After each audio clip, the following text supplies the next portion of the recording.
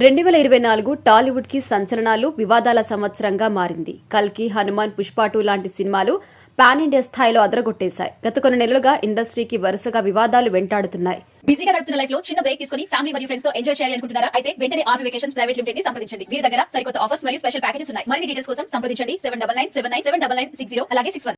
నాగార్జునకి చెందిన N convention centre ని కూల్చివేయడంతో ఇండస్ట్రీలో తీవ్ర వివాదాలు మొదలైపోయాయి. దీనికి అంతటికి కారణం ఏంటి అనే అంశంపై వేణుస్వామి తాజాగా తీవ్రమైన కామెంట్స్ చేశారు.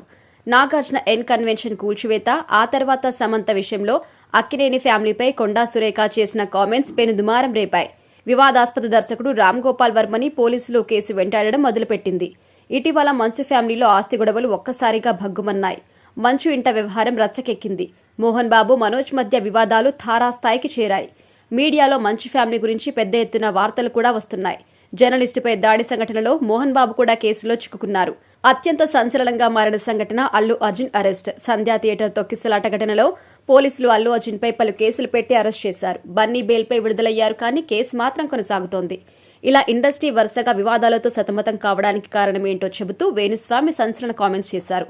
నన్ను కెలికినప్పటి నుంచి ఇండస్ట్రీ గింగిరాలు తిరగడం మొదలుపెట్టింది.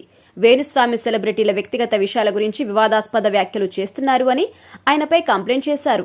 వేణుస్వామిపై ట్రోలింగ్ కూడా జరిగింది. తనకి కెలకడం వల్ల ఇండస్ట్రీకి ఇలా పరిస్థితి వచ్చింది అని అర్థం వచ్చేలా వేణుస్వామి రీసెంట్ ఇంటర్వ్యూలో చెప్పుకొచ్చారు. ఇంకా చాలా విషయాలు జరుగుతాయి. వేణుస్వామి అంతా తుస్సు అని అన్నుల నోర్లు మూతపడ్డాయి. ఈ సంచలనాల గురించి తాను ఆగస్టులోనే చెప్పాను అని వేణుస్వామి తనను తాను సమర్థించుకుంటున్నారు.